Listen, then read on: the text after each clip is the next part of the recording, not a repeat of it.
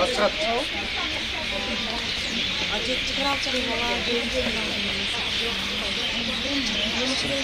Başçalar söyledi.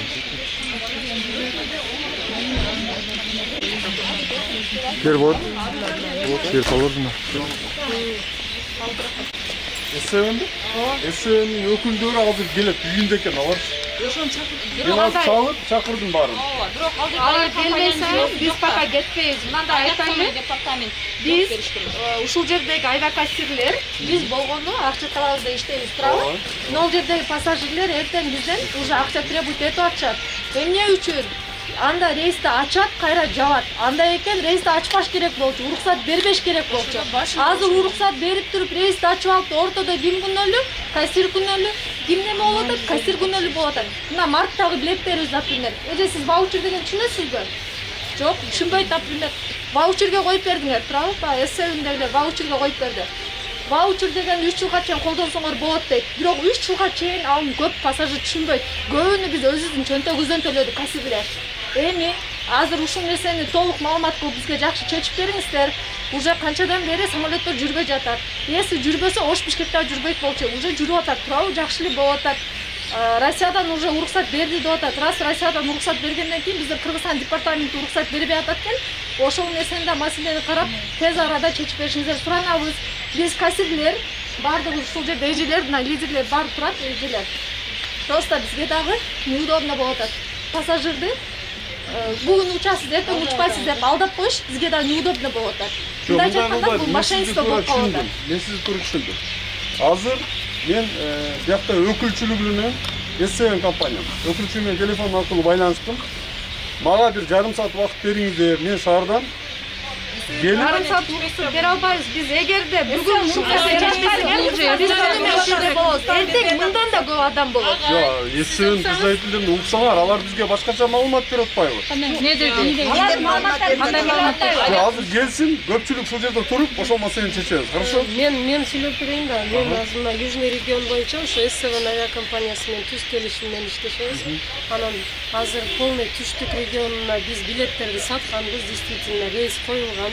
Россия тарабынан, Российская Федерация тарабынан бизге уруксат берилген. Анан бүгүн түштөн кийин Кыргызстандын гражданский авиациясынан запрет деп туруп, биздин кыргыздарды чыгарбайбыз деген маселе коюлду дагы, рейстерди полный отмена кылып койду. Азыр ССН авиакомпаниясынын рейси келет бул жерге. Ал жактан пассажирлер менен келет, бирок бул жактан ал пустой учат. Себеби биздикилер кыргыздарды азыр чыгара албайт. Анан мен мисалы бир агентствонун жетекчисимин. Ушул жерге азыр мына биздин пассажирлер Оштогулар келди. Регион азыр полный сар менен келет. Таңгамал саат 3төн баштап 5ке чейин ушул жерде алар регистрацияга келет, азыр келе албайт. Бирок оштуктар уже укту. Мени келип кассадан жүр, мен талабымды айт, сен ушул жерде полностью ответственныйсың, сен келишим менен иштеп атасың деп атат. Мага азыр официальный письмо келди. Рейсы будут выполняться, то есть рейс келет, бирок кыргыздарды Кыргызстан чыгара албайт. Азыр бизге бир маселе ушу гражданский авиацияданбы же ССН өкүлчүлүгү азыр чечип бере албайт эч нерсени. Себеби ССН авиакомпаниясы рейсти коюп бизге мүмкүнчүлүк берди, бирок бизди азыр Кыргызстан өзү чыгара албайт. Биз түшүндүк, марттан бери, апрелден бери биз пандемия деп билет деле саткан жокпуз. Билети барлар деле учкан жок. Март-апрелден бери 7 айдан бери отурушат. Алар деле түшүнүп отурат. Анан кече күнү бизге рейс коюлганда, азыр мына жерде мен 1-2-3 пассажирим мен алдыма келип алып үйлөп атат. Мен ПЦР тест тапшырдым. Ага акча төлөдүм. Мен эртең жумушка барып эле саар менен жумушка чыгам. Болбосо анда кыргызстандыктар азыр мага ушул жерге ишти таап бергиле, мен ушул жерде калайын деп атат. Азыр билеттин акчасынын кайтарылганда маселе жок. Себеби вынужденный возврат жасалат. Азыр бул жерде пассажирлер мени эмнеге бул жерге алып келип, иштин убакыты уже өттү, бүттү. Мына жерге келип биз учабыз деп атат да. Мен мына азыр рейс келет, пустой кетип аткан рейске биз учабыз деп атат. Анан кийин эгерде ССН өкүлчүлүгү келсе, алар эч нерсени чечип бере албайт. Ошого азыр себеби гражданский авиациядан Бир ССН чечет. ССН чече албайт. Окусаңыздар, аэропорт только бул жерде обслуживать этет. Вот, түшүнүп атабыз. Сиздер уссаңыз бизге жакшы. Бизге вылет болгон пассажир. Азыр биз бу жерде только ССН билет. Ne için atmeni oldu? Договорёнда чек болот. Мен да азыр официальный письмо Агентствоға да хат жазыңыздар анда. агентствого ушул жерде ким кандай Мен түсініп отам. Рейсті біз қойбайбыз да. Ким Рейс коет? авиакомпания Ким ғой. күнөөлүп анда берди? Авиакомпания өзі қойды. Авиакомпания Авиакомпания эмне үчүн ушул решительный Вот шу болот дегенде чечип туруп сатпайбы? Эмне себептен мынча элди нааразы кылат? Буларга билет сатылганга уруксат бермесе, булар сатпайт болчу да, туурабы? Мисалы үчүн өзү по идее заранее Кыргызстан ушул эки өлкөнүн ортосунда авиасообщениеге аракет кылып аткан. Действительно, бирок буга чейин разрешение со стороны Российской Федерации келген эмес. Азыр эми Российская Федерация разрешение берип, российский авиакомпаниялар берип, самолетту коюп берип атсак, биздин кыргызстандыктар азыр бизди чыгара албай атат. Ушул маселени эле бизге конкретно бир ответ берсе. Мен де сизге бир суроо да. Ошол Россиянын уруксат берген кагазы барбы сизде? Распоряженияси бар. Барбы? Ооба. На основании мындай деген немелери бар. Азыр СВН компаниянын биякта өкүлчүлүгү келет. Матажиев тамам. Gelip sizlere düşündürme berет. Неге эми болгонун, алар өкүлчүлүктө. Биз аэропорттун кызматын билесиңер да, кандай кызмат аткарат аэропорт. Сиздерди ушул аман эсен обслуживать этип узатабыз. Мен дагы азыр мисалы үйгө барып отурсам болот эле да. Мен жумуштан кийин и так уже балдарым бар, башкам бар. Мени жете эле алып келип атат. Эртең биздин иште еще хуже болот. Сиздикилер турат. Сиз эле уже сатып койдуңуз, эми сизден тиреп кетет. Азыр өкүлү келгенде ушунда билиндер. Биз ушпадык акчамгана Ооба. Ооба азыр арыз алып кредит алгандар Тапшырганбыз 2,5 айына 2,5 таппай атабыз биз Кыргызстанда. Жок балам, туура эле. Жөн күйүп кете берет. Неге ойлонушпайт? Кече сатышкан, туурабы? Туура. Эртерээк айтса болот. Эгер бир 15 күн болсо да 15 күндүн ичинде өзгөрүп алып кетип десең жарашат. Анан 2 күндүн ичинде сатылган билетти учам деп атканда токтотуп койгон. Туура эместен муну туура чечиш керек экен деді. Жарым саат биз даярдан алган. үйгө жардам бериңиздер, жогорку жактагыга чыгыңыздар, Азыр өкүлү келсин. Азыр өкүлү келсин, өкүлүнөн сурайбыз. Бизге деле айтты, мен анда койдум. жана мына жерде бир бала кана жүрдү. Мен аябай Микрофон. аткан басым сүйлөйсүз. Азыркы бул ситуация сиз берген суроого Кыргызстан жактан күнөөлүү, Россия жактан аны маалыматым жок экен. Азыр өкүлү келсе, ССВ авиакомпания. Ушудан сурайбыз да, ушулардан. Анан мына Новосибирскедагы жол ачылып ачылбай жатканда ачылды, анан кийин буларда так ошол чечип анан ачтыңыздарбы же бул аларда? Муну авиакомпания билет. Авиакомпания билет. Авиакомпания сурайбыз да. Ачылган боюнча баары маалымат авиакомпанияда. Анда бизде маалымат азырынча жок. Азыр мына мисалы аба каттамын ачып атасыздар да пандемия убагында. Ушул боюнча ачылабы же дагы? Ал боюнча бизде да маалымат жок. Маалымат болсо баарын беребиз да. Биздин өз сайтыбыз бар, ошол сайтта чыгат маалымат.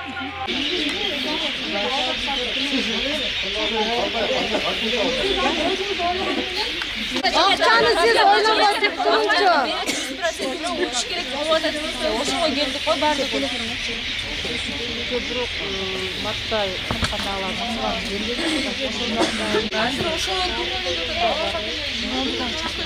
Аэропорт. Азыр өкүлдү күтүп атабыз. Өкүлү келет азыр.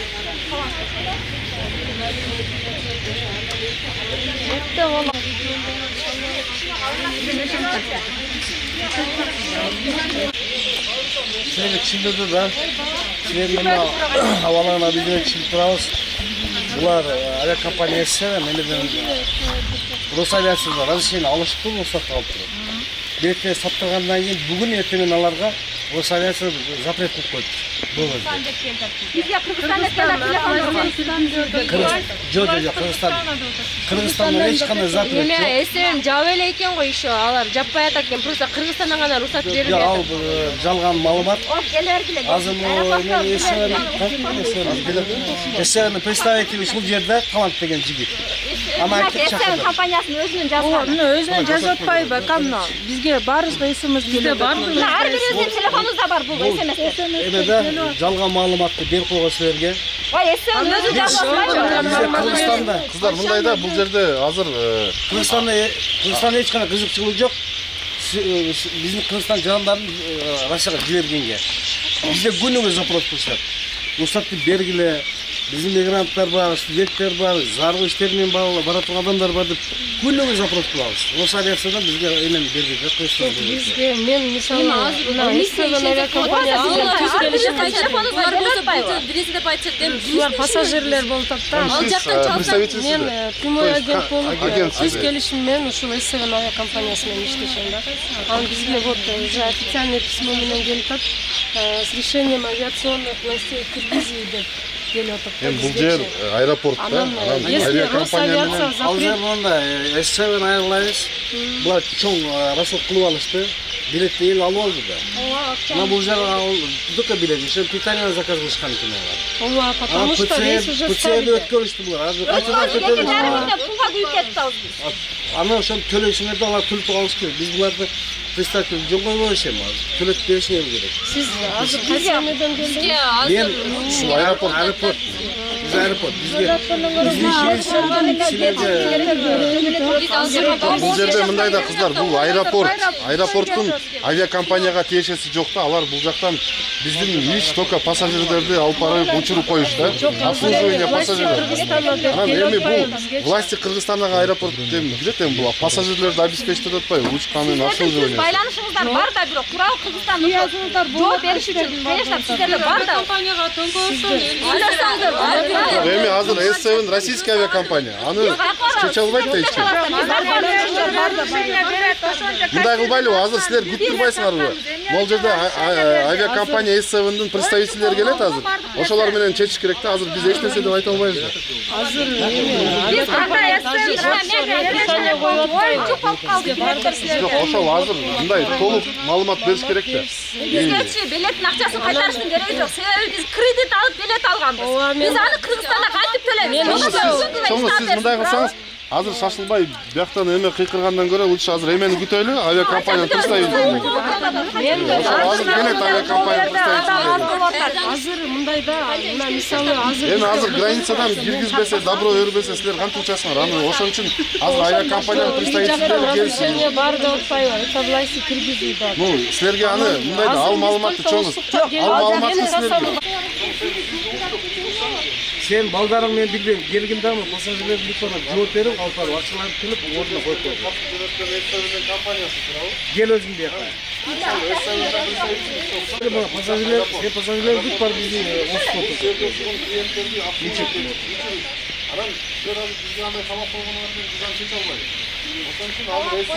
Силер келет, ошолор менен анан разбираться этебиз.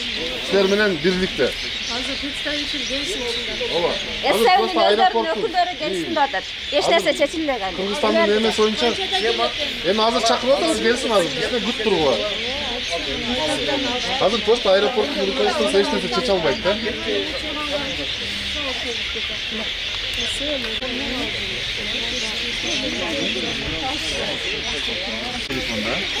Азыр эме жетекчи Минтранс менен дагы сүйлөшсүн, толук маалымат бериш үчүн. Пока информация жок. Просто бул S7'дин представителдери туура эмес маалымат жөнөтүп таркатып атат да. Орустар өзү киргизбейт. Булар кыргыздар деп жазып коюптур да. Алар самолет Эми ал мындай да жок. Стой участок болот. Жок, андай болбойт.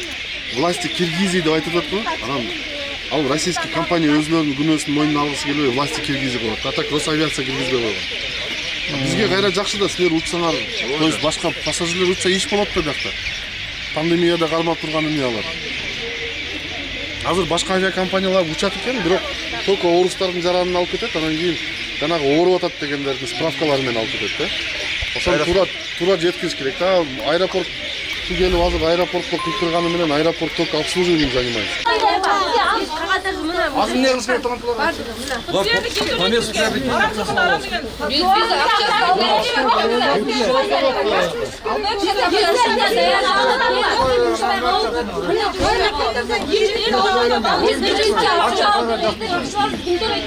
Ал жакта бардыгы бизди күтүп отурушат.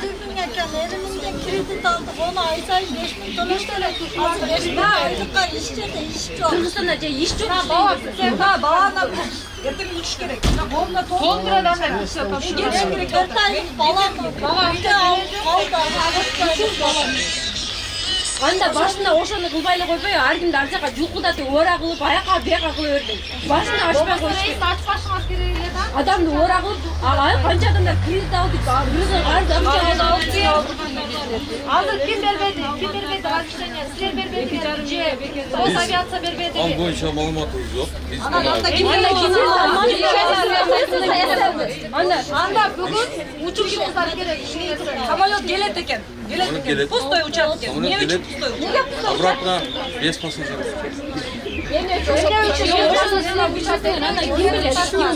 Биз хендлинг компания, биз представитель только мына обслуживанияга жооп беребиз. Ким билет анда? Было же основание открывать продажу, правильно? Бул койсоңуздар эмесин оюнчулук без прайсын разы. Biz oyun уже түшүндүк, акчаңар полный кайтарылат. Биз аны давно эле билгенбиз, биз акчага келген жокпуз буяка. Биз учабызды келдик. Биз акчабызды кайтарып беребиз деп бизге ошондо эле айткан. Биз ана жакта жүргөндө эле. Биз учабыз деп келип атабыз, бияка акчабызды кайтарып алабыз деп келип аткан жокпуз. Биз Yetişimiz gerek, kredi төлөшүбүз керек. Урматтуу жүргүнчүлөр, биз аябай туура кабыл алабыз. Бул сиздерди аябай туура түшүнөбүз. Себеби мына пандемия мартта башталдыбы, 5-6 айдан бери сизде аябай көп жүргүнчүлөр. Уча албай атат да, основания жок болуп. Ошондуктан биз силерди аябай жакшы туура түшүнүп турабыз. Мындай кырдаалга эч ким ойлогон жок. Эч ким дагы буну специально кылбат деп ойлойм. Ушундай кырдаалга биз келип калдык. Но вот от имени авиакомпании приносим свои извинения. Баягы ушундай кырдаалга биз келип калдык. Анан разрешение аяктап маселелерди аны биз чечпейбиз. Ошону чечкен адам келсин бизге. На каком основании вы открыли рейс? Если вы ушундай кылып отмена кыла турган болсо, эмне үчүн кандай основание боюнча ачтыңар? Бизде изначально разрешение болгон. Анан эмне үчүн Бир жанасына бир жолу. Андайчы ПЦР-га керек болуп тур да. Рухсат болгон. Кайра айтсаң кылган, биздин үстүбүздөн акча жеген. Чоңуз ПЦР боюнча бул өкмөттүн токтому бар. Кыргызстан өкмөттүн токтому бизге деле иностранецтер кирген болсо, ПЦР менен кирет. Ошондой эле Россияга деле ошондой. Пассажирлерге жүзүбүз ачык болсун байке. Мен эч кандай бирөөнүн көңүлүн орткум келбейт, бирөөдөн аш жакшы жегим келбейт, бирок ушул пассажирлерибиз күйөөлөр ал жакта калып кеткен үчүн башкасы болгондуктан тартпай туруңуздар сураныч. Эмне үчүн азыр ушул нерсе болуп калып атышат булар? Если силерге официальный разрешение берген болсо, анан силер кандай основания боюнча силер азыр кайра отмена кылып атасыздар? Разрешение бергенден кийин силер 1 саат калганда айтсаңар, мейли дейт элек. Бирок разрешение берди деп атпайсызбы? Анан эмне үчүн кайра отмена болуп атат? Ал боюнча мен айтып атам, кайра маалымат. Тактап бериңиз. То сиз мени угасызбы же сүйлөйсүзбү? Сүйлөп алыңыз, анда мен сизди угайын, анан жооп берейин. Сиз өзү агент экенсиз. Сиз пассажир эмес экенсиз. Биз эми пассажирлерге түшүндүрөлү да. Пассажирлер келет, а кайра топкосат. Биз ушул жерде болобуз. Биз ушул жерде болобуз. Ар бир пассажир менен иштешебиз. 100% возврат дегениңиз мененчи? 100% возврат болот ар бирине. ПЦР анализ боюнча мен аны руководствоно ушул вопрос коюп көрөм. Потому что действительно компенсация маселеси мен айтып көрөйүн, жеткирип көрөйүн. Алар кандай болот? Мы еще дополнительно скажем. Biz аны күтпөйбүз, эртеңкиге бир сумкага деп туруп төлөбөйт ал акчаны. Эртең сарушчу. Ал эртең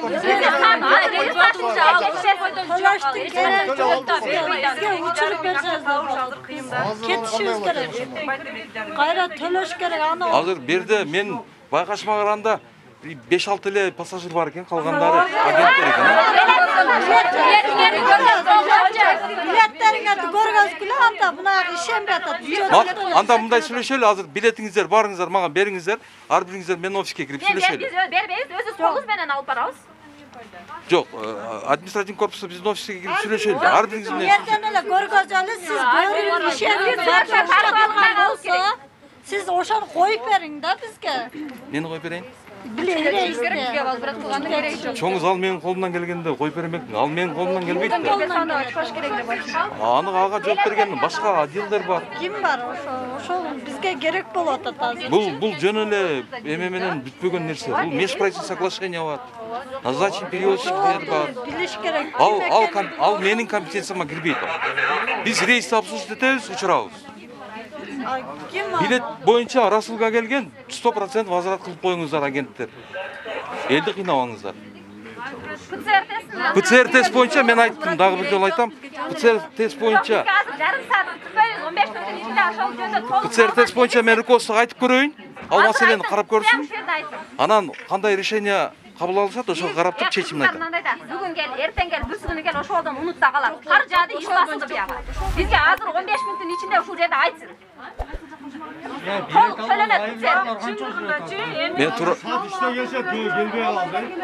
Мен барыңыздар тура түшүнүп турам. Барыңыздарды тура түшүнүп турам. 2,5 миң тауыш, аябай кыйын алды. Айнада 2,5 миң таппайсың. Биз 2 мыңга акча тапарам отурганбыз, эми айла жок, барып иштейбиз. ПЦР тест боюнча мага эч кандай распоряжение келген жок. Мен айтып көрөйүн, кандай чечим кабыл алынса, эгер компенсация беребиз, ПЦР тестке кеткен акчасын төлөп беребиз, анда төлөп беребиз. Пока бул боюнча чечим жок. Тесттин акчасын делегеребиз, бизге рейсти коюп берсе жакшы болмок. Рейстерди коюп берсин. Биз Азыр болгон маалымат ушундай. Анан кимде билет болсо, мына служба безопасности. Жок. Ошол биз офисте отурабыз.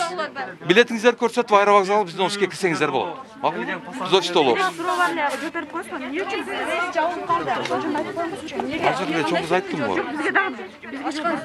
Эмне үчүн ачылды, кайра эмне үчүн жабылды? Ким тарабынан жабылды? Ошол жөнүндө айтып. Техническая ошибка произошла деп айтты. Поэтому рейс отменяется. Поэтому мы приносим. Ким тарабынан берилбеди уруксат ошондо? Аны мен билбеймин, ал менин компетенциям кирбейт, ал жогот. Азыр мына жердегилер Россия уруксат бербеди деди, эсебин. Мына жердеги бай бизге маалымат берген. Ака кирип кетти баягы. Россиядан отказ болду деп айтты. Сиз азыр билбейм деп атасыз. Компания жазып тур, что Кыргызстан разрешение бербейт деп учкан депчи. Ошо кандай карайсыз? Бул жактар айтат, что Россия разрешение бербейт деп. Андай маалымат менде чында жок экен. Ал маалыматты азыр СМС кылып көрсөтүштү да азыр андай. Болуш керек да, сиз ошончо жерде орнотпайсыз. Жок, мен маалыматты айтып атпаймынбы? Отмена болуптур рейс, отмена болгондон кийин правила бар, акчасын кайтарып берип атабыз. Анан андан тышкары ал менин компетенцияма кирбейт. Россия келип атат, СВН авиакомпаниядан, что Россия берген разрешение, Кыргызстан бербейт. Сизге жаман көп келет. Келебиз как можно? Потому что ушунча адам келет азыр, ошон үчүн көп келген. Ошо айтып атам, кимде билет болсо, биз офистебиз. Паспорт, билет көрсөтүп, паспорт менен кире беришет. Ар бириңиздер менен индивидуально. Жок, эмнеде бири-бирибизде диалог болбойт атта. Камап коет. Бизге ответ ким берет? Ооба. Кимден ошо Акчаңызды кайтарып беребиз, по месту приобретения. Керек жок, бизге керек жок, биз кетишибиз керек. А кетиш маселесин мен чече албайм аны. Жок, эмнеге сиздер анда билет сатасыздар, уруксат бересиздер, эмне үчүн? Бабыржан, произошла техническая ошибка. Ошондой болуптур, азыр ушундай отмена болуп калыптыр. Дальше дагы маалыматты мага Бул нерселерде радио же телевизорбу? Бул ушунча адамдын ошондой такдыры. барсаңыз, Мен. Мына качып кетиптер, кыргыздар качып чечпей атат, эч нерсени айтпай атасыз. Сиз ачыгын сүйлөң да кел. Анда бизге жооп бериңиз, бизге жооп бериңиз, бизге жооп бериңиз. Мен сизге жооп бердим го. Не деп жооп? Эч нерсени билбейт экен. Эч нерсени чечпейт экен. Жок, сиз айтып атасыз, кыргыз. Мен билбейм аны, сүйлөшпөйм айтам деп атасыз. Ооба. Мен өзүмдө маалымат болсо анан айтам да, чоңуз. Андай маалымат жок сизде. Андай маалымат жок. Мен качкан жокмун, мен СРдемин. Мен качкан жокмун. Билеттер менен офиске өтүңүздөр. Өткөндө пайдасы жок. Барганда эмне чечилет барганда. Жок, 100% возврат кылып беребиз деп атабыз. Возвраттын кереги сиздердин акчасы эмне? Ушунча адам 2,5 миң тапшырды. Дагы бир жолу айтам. Анализдин акчасын мен айтып көрөйүн. Андан кийин чечимди айтайын. Алып келсеңиз, силерди күйгүзбөйм деп атпайбы? Жакшылап неме менен бул Россия кылып атат экен, Россия кылып. Россия кылган жок, Россия Ошо тактайт, Кыргызстандан болду, Россиядан болду. Аракет кылам деп атат. Давай ушундай кылгыла. Просто эми. Жүргүлө билетим. Ордуна жерде пассажир айли.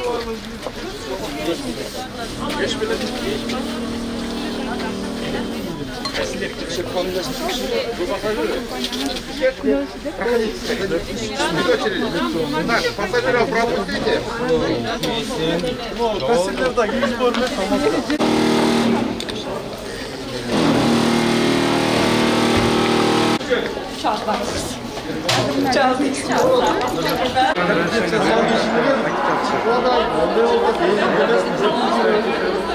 Чыккандан кийин ал отмена болду, решение принято. Отмена болду. Ал акчасын кайтарып берейин деп распоряжение келди. Рейсти коюп, отменага коюучукпу бул сиздерге? Неге сатасыздар? Билеттин баасы минимально 35 Бизде поверьте, ал оюнчук эмес. Мен аны вообще каалабайм. Мен мага койсо, мен учуп кетсеңиздер жакшы болот. Даже 65 миңден да алышып пассажирлар. Антеке мен уксаңыз Biz ладно, пассажирлерді алып кетелі, ақшаларды қайтарып береміз депші. Азыр алып кетеміз, ПЦР-ді кім төлейді? 20 минут соңында покупка қылғанын төлейсің. Кім төлейді? 20 минут соңында? Мен мұндай расход қылғанмын, ұшпағанын білмегенде мен анша нәрсеге кредит алып албай тұрмын. Айдачыда посылка алғанбыз ба Просто емес, ПЦР-ді кім төлеп береді?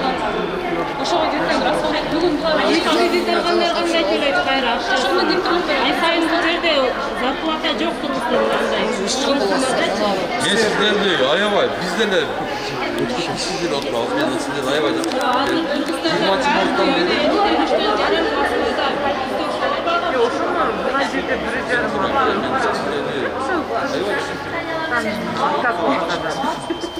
Ақшасын бір айда алып алсаңар болады. Ну, азыр меніңше лучше ертең эле барып алып алғаннар оңды. Бізге 3-4 күн күтпе деп қойды. Ал уақыт шешіп бермейсің ошо. Нені? Рейсті мен шешүү, ал мен компетенцияға кірбейді, ал чоңдордун компетенциясы. Biz только Aslında süreçler cigizmeysin Eğer akçasını bere tutmam olsa erten versin bizge. Yo al aviakompaniya anlatsan da Başka kompaniyadan al. Қолдан келсе hareket кылып отыр. Бұл авиакомпания мындай учса біз ақша табамыз, біз коммерческий организация. Ана мұны жөнден қылған жері жоқ. Ана именно қандай причиналары бұл без правительства соглашения же қайсы бір басқа технический емеу, аны мен шынында мен білмеймін. Ал менің деңгейімдегі вопростар емес. Ал менің компетенцияма Бұл рейсті ашылып жатқанда сіз сүйлесулерде қосылғансыздар, барсыздар, жоқ, решение аяқтан приниматься етіледі. Айда динадилдер бар. Жоқ, бізден емес, берді. Рейс келеді, ұшырауыз болды. Біз андай саяси мәселелер шешпейміз. Biz berdi. Ошондо мен жооп бере атпайм. Эми колумдан келген жооп берем да. Анан буну кыла алам деп айта албайм да. Жок нерсени айта албайм. Мен аке, кыла албайт келсиз анда. Жогору жактан маалымат бериңиз бизге. Маалымат берилип атат эче. Толук маалымат болбой атат бизге. Жеткиликтүү эмеспи бул маалымат? Представитель болду Мен сиздерди уктум, хорошо, мен ал боюнча кардын жасайлы. Официально сайттан объявление кылабыз. Бүт бардык бая каналдарды колдонобуз. Негизи канча адам учуш керек эле, эгер учпай калса, булардын акчасын кайтарып бергенге ким кепилдик берет, канча убакыт берет ишин? Авиакомпания кепилдик берет, 100% акчасын. Бизге азыр керек го, акчаны бербейсиздер анда ошо акчаны. 100% дейсиз акчаны приобретение. Канча күндө дейсиз? Bir ayдын ичинде алабыз. Bir ay эмес, биз жана төлөп алганбыз, кайра bir ayдан алабыз баксам. Биз карыз алып келгенбиз акчаны. Сатып алган жерге барасыңар, аласыңар. Ана турат ана. Айтыңыздар ошону, азыр берсин бизге. Bir ay эмес, o bir ayга чейин ол күтпөйт го. Иштеп төлөйбүз деп алганбыз. Bir ayдын ичинде деп атам. Мен кассаларга жооп бере албайм да. Ар бир кассам частный да. Биз жана төлөп алган акчаны кайра bir ayдан кийин алабызбы? Жана төлөп алдык го биз. Айбет бая 3 саат 3тө төлөп алганбыз бу акчаны. Сен кыргызча туура түшүнөсүң. Мен кассанын ичиндеги иштерди билбейм. Бирок кайтарып берет. Эгер отказ берген болсо, анда мага келип айтсаңыз болот. Азыр урматтуу пресса, муну карагыла. Мына жерде S7 деп турат, сообщение. Бул жерде биздин власти, авиационный власти күнөөлөп атат. Бул S7 авиакомпаниясы ушуну жеткиргилесиздер. На S7дики турат. Ошондой болгон да возврат. Телефон доллары көрсөтүп, телефон доллары. 3 лет возврат болот.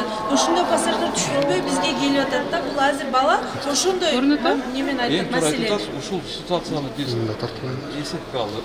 Адамдардын ситуациясын эсепке алып, ваучер болбой, наличный төлөгөн, наличный кайтарат. Бир тыйын ушул ноябрдагы рейстерге, а мурунку рейстерчи, аларга биз пассажирлер бизге келип ушинтип үйүзгө чейин келген үчүн биз өзүбүздүн чөнтөгүбүздөн кредит алып, олорго берип жөнөткөнбүз да ол пассажирлерибизгечи. Сиз бүгүнкү пассажир? Нет, я авиакассир, я работаю в этой сфере уже 10 лет, 11 лет. Если вы авиакассир, тем более вы знаете, вы агент по продажам, согласно правилам применения тарифов, нужно действовать. Нет, честно, хорошо. Я не агент, поэтому я не знаю. Вот азыркы бул баланын маселеси боюнча айтып атам. Бул бала айтып атпайбы? Bir айга силер жылдырасыңар деп атат. Жылдырбайбы. Жок, ака, мындай да. Ака, ал мындай. Же учуралбайсыз, ал учуралбайбыз атпайсыздарбы? Ону акчаны бергиле болду. Акчаны бияктан алдыңыз ошо? Мына жерде мана турат. Биз азыр авиакомпанияга суу турат. Мына турат, ана турат, ана турат. Ошол жерге эртең барсаңыз, келетасың. Ал эртең барсаң, распоряжение полностью сделают взаиморасчет болот атат. Когда откроются деп. Мен ал бухгалтерия аяқта чынында мен билбейм.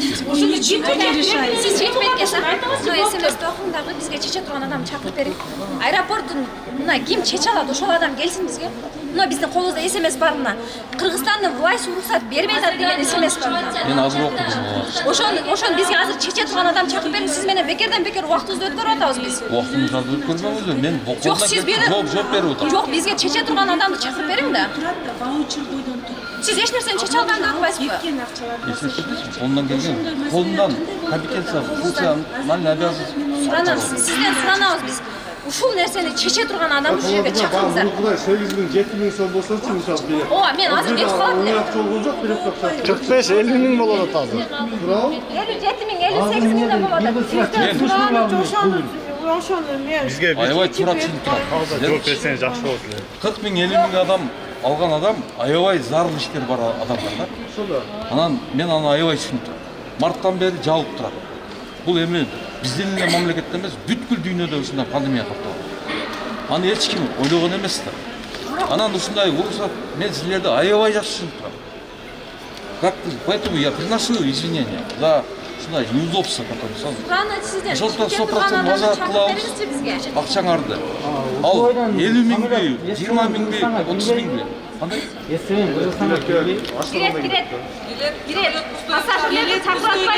Жоқ, биз азыр рейстер учуп атат. Бизде жумасына 3 Москва, жумасына 3 Новосибирск, Ош аэропортуна келип конуп атат. Бирок односторонний загрузка. Бияктан без пассажиров учуп атат. Там разрешение бербейт. Самолет отпускают. Siz bizge ошол токтоп бериңиz, Анан неге биз билет алдык? Мен аттым. Азыр сүйлөшүп беребиз да, ошол токтоп бериңиз. Бекерден бекер. Бекер эле убакыт. Сиздин ар бир мүнөтүбүз акча болуп атат. Ар бир мүнөтүбүз. Ошону токтоп бериңиз, сиз менен сүйлөшүп суу жолу болуп атат да, бу жерде чечилет. Кайра эле бир сөздү кайталап эле бири-бирибизге айтып беребиз. Бул жерде эч нерсе чечилбейт экен. Бири-бири түшүндүк да. Ошол күтүп бериңиздер. Шуңго менен эми буну кантип Самолет билет күйбөйт атат. Ака, билет күйбөйт. Сатып алган жериңизге барасыз. Билет күйбөгөнү менен кредитти 3 айга 3 ай эме отказ кыла албайт оны. Эгер кайтарбаса мына 3 ай төлөп бар.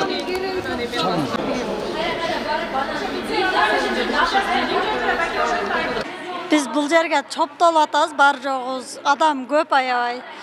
Региондарда да еще келбей калгандар бар. Себеби биз билет алганбыз, 50 миң, 70 миңге чейин адамдар алгандар бар экен арасында. Алар ай сайын 7 миңден айлык төлөйт, кредит төлөйт, кредитке алды да анча акчаны сразу эле табыш кыйын. Ошон үчүн ошо 7 миңден айлык табыш азыр иш жок. Ошон үчүн рейстерди коюп берсин. Бу жерде азыр биз талап кылса, акчаларыңарды полный төлөп беребиз деп атышат.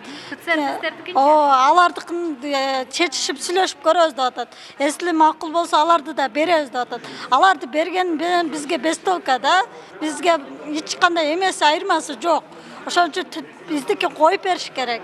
Биз эсли кийин койсо дагы ошо акчаңа алып, анан кийин кете бересиң деп атат. Ал 2 айга чейин коюлуп калса, биз 1-чи ай, 2-чи айдын акчасын азыр таба албайбыз алган менен. Ошон үчүн биздикин коюп берсин, 100% бир баарыбыз эме кылабыз, талап кылабыз. Ошо региондон азыр жетилерде келет, аларчы 4 рейстер. Ошого келгенде алар дагы общий бар жок болсо, бу жерде чоң тополом болуп кетет. Ошон үчүн азыр бу жерде чече ала турганы жакшы эмеси келип ошонусу чечип берсин деп талап кылып атабыз. Бирөөсү эле айтып атат, эмеңерди, акчаңарды кайтарып беребиз, андай мындай деп. Анысы бизге эч кандай жарабайт да, ошон үчүн Саламатсыздарбы, бизге мындай информация келген. Жакындан тартып алсаңыздар дагы болот. Бул жакта S7 Россия уруксат бергенде Кыргызстандын жарандарына эч кандай основаниясы жок, учуп келгенге уруксат берилген. Биз билеттерди сатып алганбыз. Алар күнөөлөп жатышат Кыргызстандын бийлиги уруксат бербей жатат деп. Бизге ушуну тезинен эмне үчүн бербей жатат? Эгерде бербей турган болсо, эмне үчүн элди кыйнап ушунча акчага билет саттышты? Бул жерде айтып жатышат, иштегендер технический бир проблема болгон деп. Башкасы айтат, Россия өздөрү отмена кылды деп айтачат да. А бирок бизге ушундай маалымат келип атпайбы? Россия эч кандай отмена кылган жок. Бардык ордунда турат. Алар питанияны да сатып алган. Болгону Кыргызстандын властынан уруксат болбой жатат. Суранабыз. Билеттериңиздин акчасын толук кайтарып беребиз деп атышпайбы? Билеттердин акчасын толук кайтарып бергенге биз албетте беришет. Анткени бизден эч кандай бир кемчилик кеткен жок. ПЦРлерибизди тапшырып алганбыз, учканга даярбыз. Алар өздөрү отмена кылып аткан үчүн төлөп бергенге мындай төлөп бериши керек да, милдеттүү түрдө. Бирок биз ПЦР тест тапшырганбыз 2,5 миңден. Анын акчасын ким берет десек, ал пока чечилбейт деп жатышат. Бизге эмичи бул билетти кайтарыштын кереги жок. Ушунчалык саткандан кийин бизди учурсун. Уруксат берсин Кыргызстандын власти гана уруксат берсе, самолет учат экен. Себеби бүгүн Москвадан учуп келет. Пассажирлер менен келип, самолет пустой кетет деп атышат. Анткени Кыргызстандын власти уруксат бербей жатат кеткенге деп. Ушул нерсени чечип берип коюшсу деп суранабыз биз. Булардын маселеси пассажирлердин, жүргүнчүлөрдүн. Мына өзүңүздөргө мындай белгилүү болгондой 32-60 рейс S7 авиакомпаниясынын Ош-Москва каттамы боюнча рейс отмена болуп калды. Бул пассажирлер мындай правилага жараша, если рейс отмена болсо, анда пассажирлер 100% акчасын кайтарууга акылуу. Ошондон ар бир пассажир сатып алган жерден, авиакассалардан барып алып алса болот акчаларын.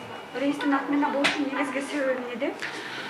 Рейстин негизги мага түшкөн маалымат боюнча, жетекчиликтер берген маалымат боюнча произошла техническая ошибка. Поэтому произошла техническая ошибка с получением разрешений на вылет из Кыргызстана деп келди. Андан башка маалымат жок. Негизги азыркы рейс менен канча жүргүнчү учуп кетиш керек эле? Анан сиздердин акыркы жолуңуздар эмне болот? Азыр сыртта жүргүнчүлөр күтүп турат да. Сиздер кандай реакция кыласыздар? Булар дагы деле ушинтип турабы же кандайдыр бир күч колдоносуздар болобу ошол жөнүндө же сүйлөшүүлөр болобу ошол жөнүндө айтып кетсеңиз. Биринчи сурооңуз баягы канча загрузка болду деп сатылды деген. Адам пассажир учуш керек эле. Бул өзү маалыматтар өзү эмиге жарыяланбайт да, мындай нерселерчи. Бирок мен сизге мындай айтайын. Где-то бир 95%, 90% баягы заполняемость кресел болгон. Биз күтүп атканбыз ушунча пассажир. Алардын акчасы бир ай ичинде кайтарылабы? Алар акчасы мен өзү агент по продажам эмес экен, бирок насколько мен билишиме караганда эртеңден баштап эле алып алса болот. Эгер акчасын кайтарбай неткен болсо, анда түз эле бияка келип, эмесе биз ар бири менен сүйлөшүп. ПЦР-тесттердин акчасын ким төлөп берет? Бул боюнча жана айтып кеттим эле, дагы бир жолу кайталап кетейин. ПЦР тест мен пассажирлерди, жүргүнчүлөрдү аябай туура түшүнүп турам. Потому что бул арзан тест эмес экен. Там мага түшкөн маалымат боюнча 2000ден 3000 сомго чейин варьируется. Ар кайсы лаборатория, компания дейбиз. Бул боюнча мен маселени жетекчинин алдына коеюн, мен жазып коеюн. Себеби бизде бир эле бул рейс эмес. Бизде общий рейстер отмена болду да, bundan кийинкилер дагычы. Бизде негизи глубина продаж кеткен болчу. Анан именно ушул рейстеги жүргүнчүлөргө ушул ПЦР тест алганга туура келди. Бул өкмөттүн баягы требованиясы, Роспотребнадзордун. Ошондуктан бул боюнча компенсация маселесин мен коюп көрөйүн. Анан кандай жооп берет, ошо чечимине карап туруп ишти жүргүзөбүз. Жүргүнчүлөрдүн айтымында алар айтып атпайбы? Ал Москвадан уже Россиядан уруксат бериптир, биз тараптан бербей атат дейт. Буга сиз кандай дейсиз? Мен дагы жолу кайталап коеюн. Биз бу жерде представительство, биз өкүлчүлүкпүз. Андай бир саясий, межправительственный бир өкмөт аралык келишимдерге биз комментарий бере албайбыз. Себеби ал боюнча маалыматыбыз жок. Мен азыр башкача маалымат берсем, ал туура эмес болуп калышы мүмкүн да. Ошондуктан бул боюнча соответствующий отделдер бар. Мисалы, отдел планирования деген бар бизде. Ал башка отделдер занимается. Биз хендлинг отдел, биздики обслуживание рейсов. Адамдар келет, учурабыз, эметебиз.